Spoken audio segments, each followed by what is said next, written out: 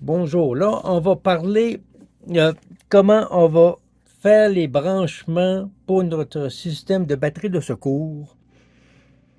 Pour l'instant, ça va être le branchement minimal, rien d'automatique. Toujours possibilité de rajouter des choses au fur et à mesure. OK. Disons que le but ultime, c'est d'alimenter notre charge. Dans mon cas, ça va être mon frigidaire, mon congélateur, ma pompe à eau et ma pompe de puisard. De l'autre côté, nous avons l'électricité qui nous vient du réseau. Et pour mon installation, moi, c'est en cas d'urgence quand l'électricité manque pour être capable d'alimenter ma charge qui est importante pour ne pas perdre ma nourriture dans mon frigidaire et congélateur et pour pas que mon sous-sol s'inonde. OK. Donc, on va avoir besoin d'un ondulateur. Un ondulateur qui va transformer le courant venant des batteries. Ici, dans mon cas, je fonctionne avec un système de 12 volts qui va changer en 120 volts et puis qui va alimenter la charge. Au niveau des batteries, ici, nous avons ce qu'on appelle une barre d'alimentation électrique. Ouais, deux barres d'alimentation électrique. En anglais, c'est un bus bar. On en a une pour la borne positive et une pour la borne négative de la batterie. Pour les besoins du schéma, je vais seulement illustrer une batterie. Mais, dépendamment du système que vous désirez avoir, ça va vous prendre plus de batterie. OK? Fait que normalement, et puis une fois que l'électricité est revenue, ça va prendre un chargeur.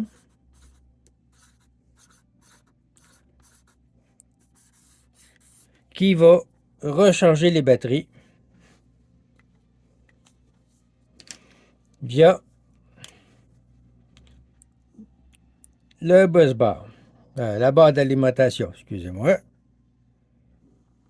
C'est comme ça. Et la même chose au niveau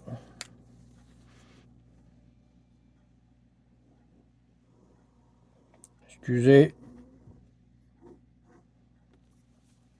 la piètre qualité, mais je suis pas très bon en dessin. OK. Fait, au niveau de la batterie, les batteries, toutes les connexions positives des batteries vont toutes aller sur la barre d'alimentation électrique. Autant de batteries que vous avez, ils doivent toutes être connectés sur la barre d'alimentation électrique.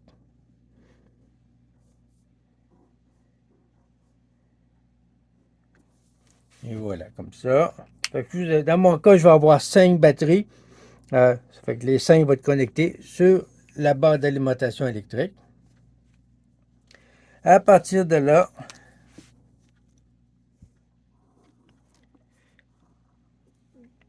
le côté positif va dans le côté positif de l'ondulateur et le côté négatif va vers le côté négatif de l'ondulateur. Bon, ça c'est le système de base. Quand l'électricité revient, à ce moment-là, le réseau alimente le chargeur qui recharge la batterie. OK. Là, nous avons besoin d'éléments de protection du système. Ça fait que des éléments de protection, c'est-à-dire de fusibles, sont branchés uniquement sur le fil positif des batteries et des instruments. Et également, nous avons besoin d'un moyen de couper l'alimentation pour l'entretien et en cas d'urgence.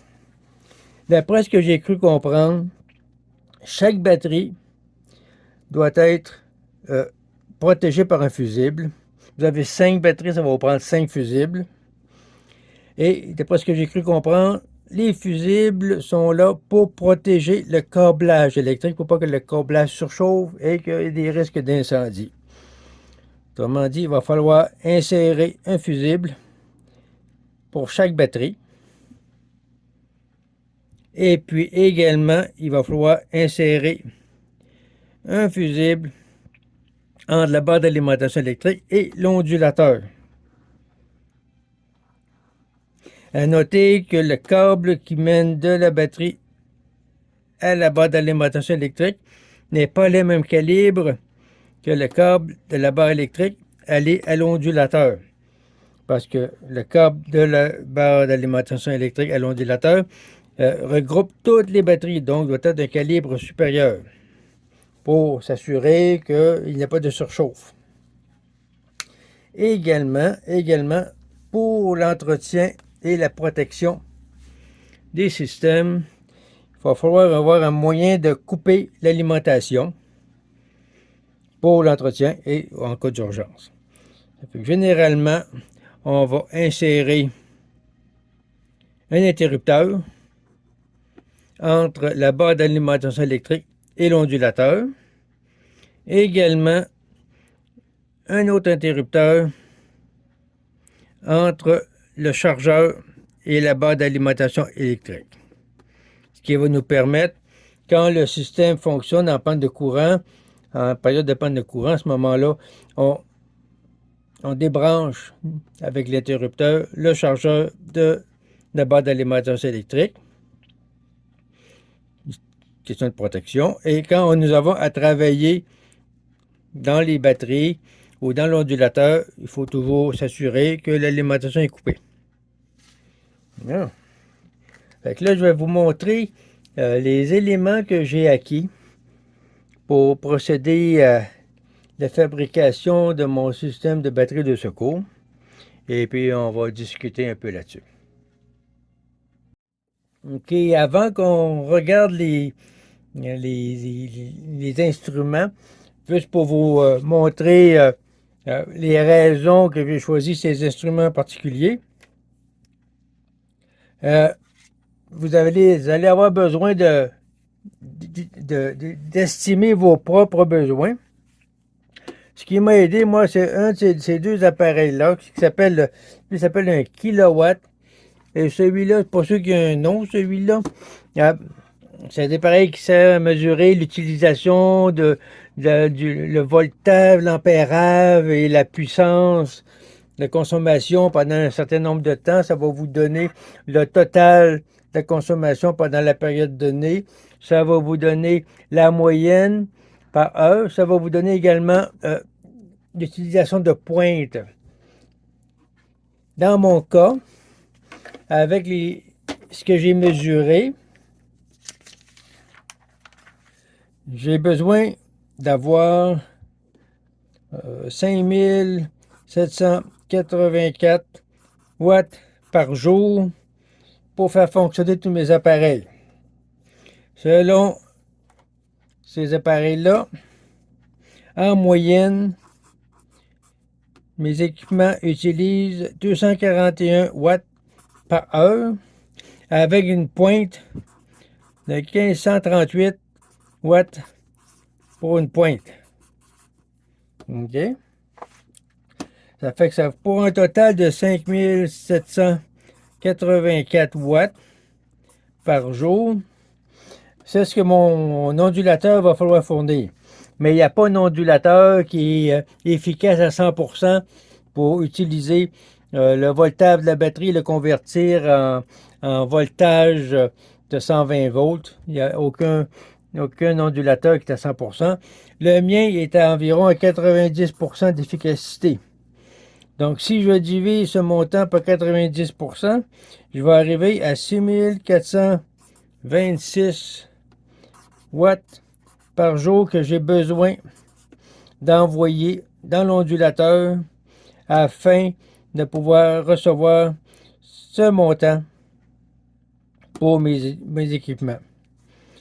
Moi, ce que j'ai présentement, c'est des batteries de 12 volts à 100 ampères qui qui sont supposés donner 1280 watts par jour d'électricité avant d'avoir besoin d'être rechargé.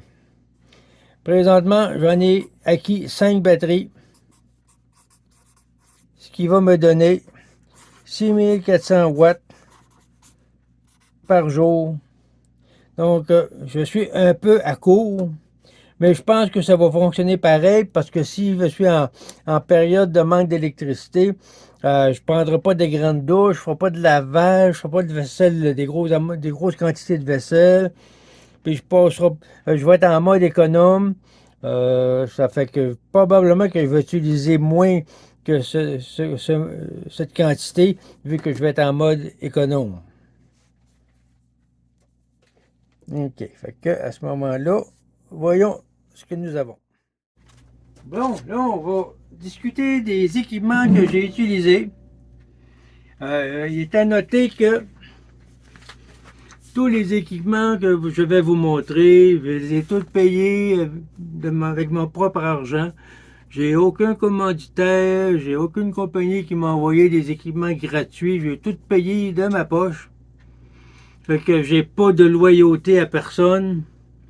Les équipements que j'ai choisis sont le meilleur selon ce que j'ai appris pour le prix. C'est sûr qu'il y en a des meilleurs, il y en a des moins bons, mais je pense que j'ai fait des bons choix. Okay, la première chose va être les batteries. Ce qui est le plus gros investissement. Mais j'ai choisi d'y aller avec la compagnie Litime pour au moins 2 raisons. Toutes les revues que j'ai vues sur Internet, sur YouTube, ceux qui se connaissent beaucoup, qui ont même ouvert la batterie pour voir à l'intérieur comment c'est fait. Toutes les revues sont unanimes pour dire que ce type de batterie est très bien assemblé avec des équipements de qualité, des composants de qualité. Fait que ça, c'est la première raison. La deuxième raison, c'est que la compagnie Litime offre de très bons prix à certaines périodes. Comme là, présentement, on est en 2024. En novembre, décembre, ils offrent de très bons prix. Normalement, ces batteries 12 volts 100 ampères, ça se vend autour de 300 à 450 $. La Litime, normalement, était listée autour de preuve de 400 $ canadiens. Mais en novembre et décembre, ils font des bons spéciaux. Comme la Litime, avec les spéciaux, ils offraient 25% de rabais et plus un coupon de 50 $. Avec une batterie de près de 400 $, on était bon pour l'avoir à 250 $ à peu près. Fait qu'un rabais de quasiment 100 $ la batterie, ce qui n'est pas négligeable. Surtout que vous en acheter 5. Ça fait que c'est quand même un gros investissement. Et puis quand vous achetez ce type de batterie, ils viennent en 2 formats. Un format qui s'appelle le groupe 24 et le groupe 31. D'après ce que j'ai cru comprendre, le groupe 24 est une batterie de plus petit format. Donc possédant moins de capacité de charge, je dirais. Je ne sais pas si c'est le bon terme. Mais ce que j'ai compris, d'après le site, la batterie de type 31 offre une plus longue réserve de charge, plus forte capacité, même si le voltage est le même et l'ampérage est le même aussi. L'équivalent que j'ai pu voir, mettons pour essayer de comprendre, c'est que, mettons le groupe 24, c'est l'équivalent de batterie de type AA et le groupe 31, c'est l'équivalent de batterie de type D ou C. Comme vous voyez la différence, c'est le même voltage, le même ampérage, sauf que la grosse batterie va avoir plus de force pour durer plus longtemps que la petite batterie, même si c'est le même voltage.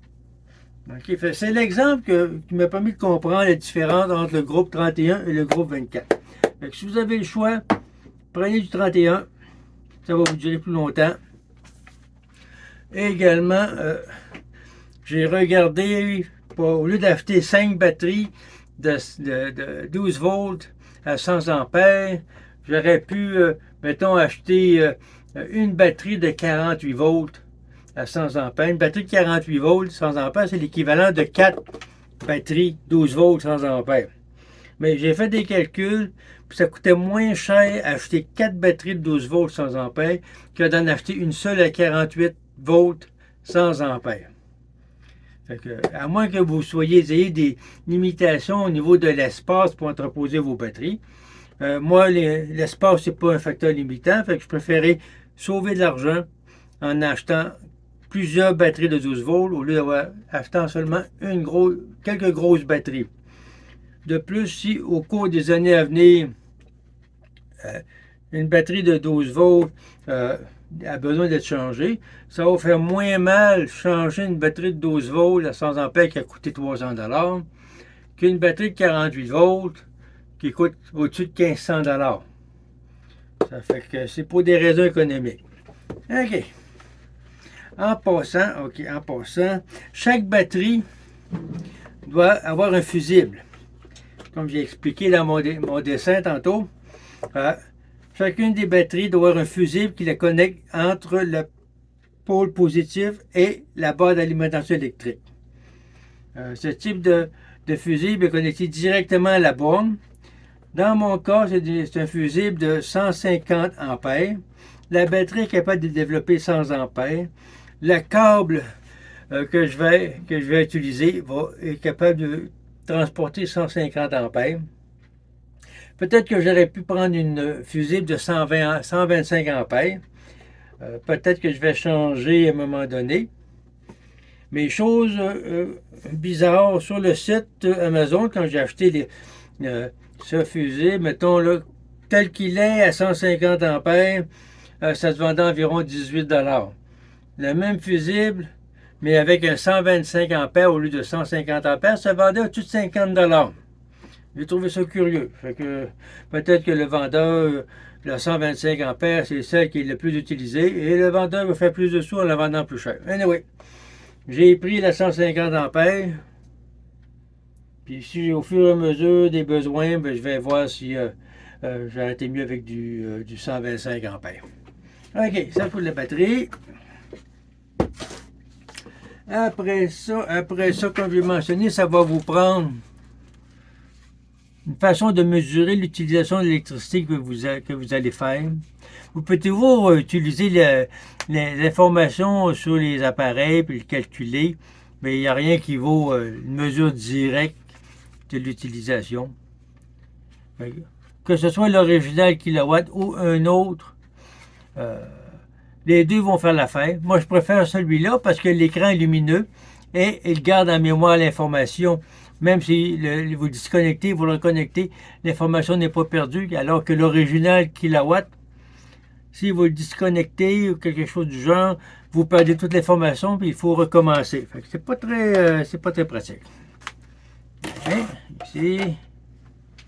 OK, ensuite, ça va être l'ondulateur.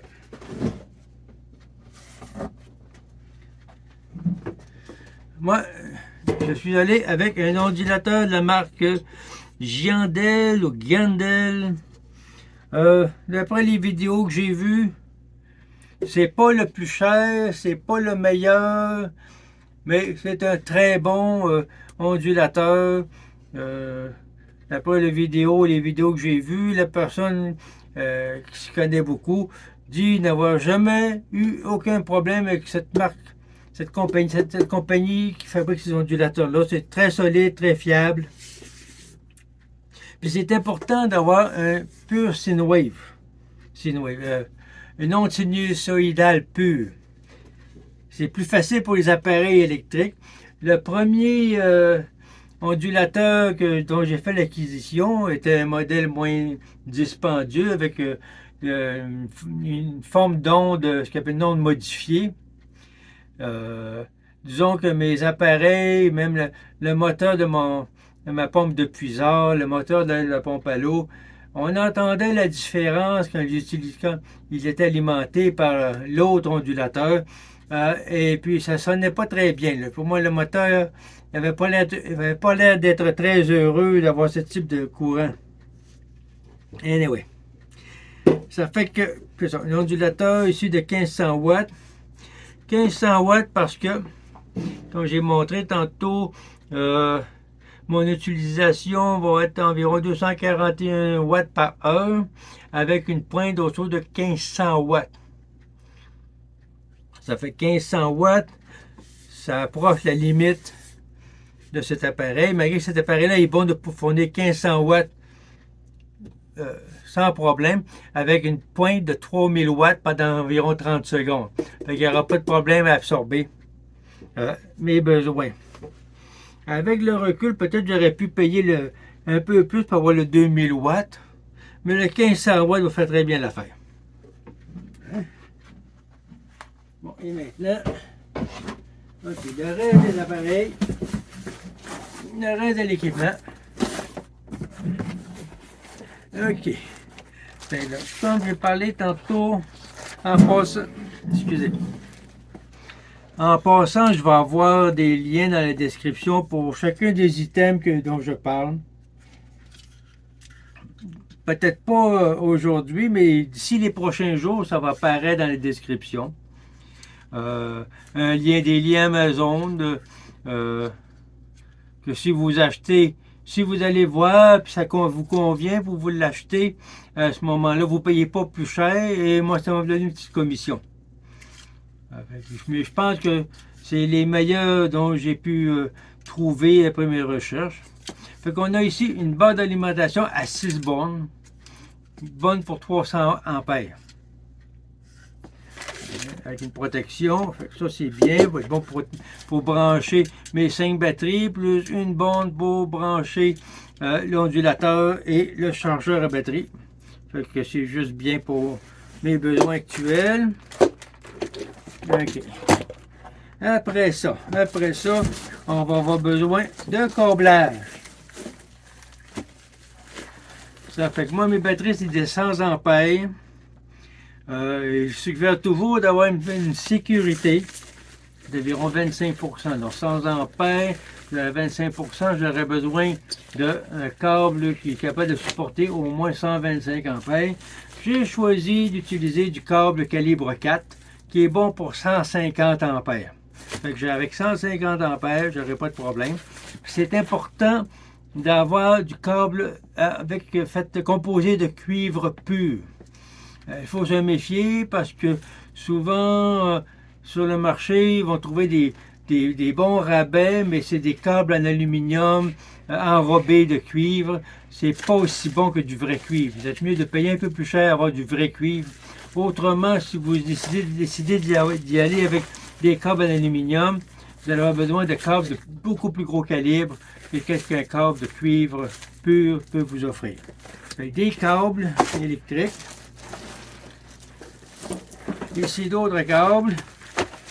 Puis vous allez avoir besoin de fournitures pour connecter les câbles, fabriquer les câbles et les connecter après votre batterie, puis après la barre d'alimentation.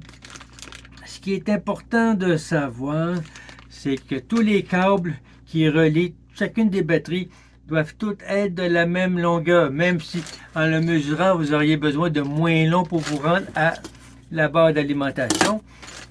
Assurez-vous que tous vos câbles sont de la même longueur afin que chacune des batteries puisse être utilisée de façon uniforme. S'il y a des différences, une batterie dont le câble est plus court va être utilisée plus intensément que la batterie dont le câble est plus long et ça va occasionner un déséquilibre dans votre banque de batterie. OK, fait que des connecteurs pour les câbles.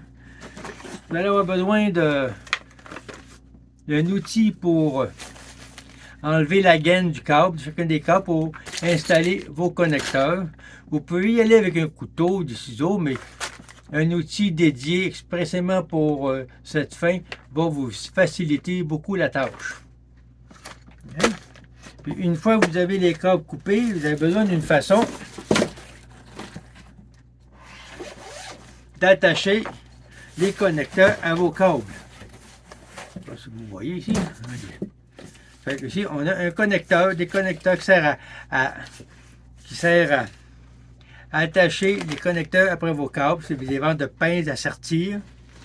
Et également, dans ceci, vous avez une grosse pince qui va permettre de couper proprement vos câbles et pour que la coupe soit belle et nette comme ici. Une belle coupe nette et fraîche qui va beaucoup faciliter la connexion avec les connecteurs.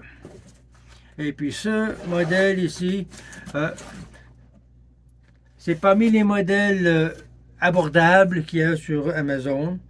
Il y en a un modèle, c'est environ, c'est à peu près environ 40 $, je pense. Il y en a un modèle beaucoup mieux sur Amazon, au-dessus de 200 $. C'est certain que si c'était mon moyen de mon boulot, il faisait ça à longueur de journée, je m'équiperais des meilleurs outils que possible. Mais pour mes besoins, pour les quelques connexions que je vais faire, et au fur et à mesure que je vais agrandir mon système, ça va amplement faire l'affaire. Et puis, qu'est-ce que nous avons d'autre ici? On va également avoir besoin d'un fusible qui va être entre l'ondulateur et le barre d'alimentation électrique. Ce fusible, le barre d'alimentation électrique, va être composé, le fil qui va relier la barre d'alimentation électrique à l'ondulateur doit être capable de fournir au moins 150 ampères. En passant, les ondulateurs, mettons un ondulateur de 1500 watts, une règle générale, mettons un ondulateur de 1500 watts va avoir besoin de 150 ampères. Un ondulateur de 2000 watts va avoir besoin de 200 ampères, et ainsi de suite. C'est une bonne règle de base. Comme ici, mon ondulateur a besoin de 150 ampères. Je vais doubler les câbles de calibre 4. Calibre 4, c'est bon pour 150 ampères. Fait qu'en le doublant, je vais être bon pour avoir du 300 ampères. En mettant le fusible ici est calibré pour 250 ampères. Comment dire, le but des fusibles, d'après ce que j'ai compris, c'est pour protéger le câblage, pour pas que le câblage surchauffe et pour éviter les risques d'incendie. Ça fait qu'avec un fusible de 250 ampères, un câblage capable de supporter 300 ampères, je devrais être correct. Et puis enfin, on va avoir besoin d'interrupteurs pour couper l'alimentation. On va avoir besoin d'un interrupteur entre la barre d'alimentation et l'ondulateur. Et également un autre interrupteur entre le chargeur de batterie et la barre d'alimentation. En passant, le chargeur de batterie, un instant, où c'est que je l'ai mis? Ok, le chargeur de batterie, celui-là est appelé IMS Power. C'est un chargeur de 75 ampères, qui est un des plus puissants que j'ai pu trouver, qui va me permettre de recharger les batteries advenant le cas, mettons que la panne d'électricité dure plus que 24 heures, mes batteries ont besoin de recharger, je vais être bon pour utiliser mon génératrice à essence et le chargeur à batterie pour recharger les batteries afin de pouvoir être bon pour utiliser les batteries pour un autre 24 heures. Ok, voilà les items que je vais utiliser pour fabriquer mon système de batterie de secours. Encore une fois, je vais les mettre dans la description. Vous pouvez aller les voir, puis si ça correspond à vos besoins, si vous les achetez via le magasin d'Amazon, Vous ne payez pas plus cher, puis moi, ça va me donner une petite commission, ce qui va m'aider dans mes projets. Fait que là-dessus, ça va être assez pour cette vidéo. Le prochain va être l'assemblage, passer à l'étape de l'assemblage du tout et la mise à l'essai. OK, à bientôt. Merci.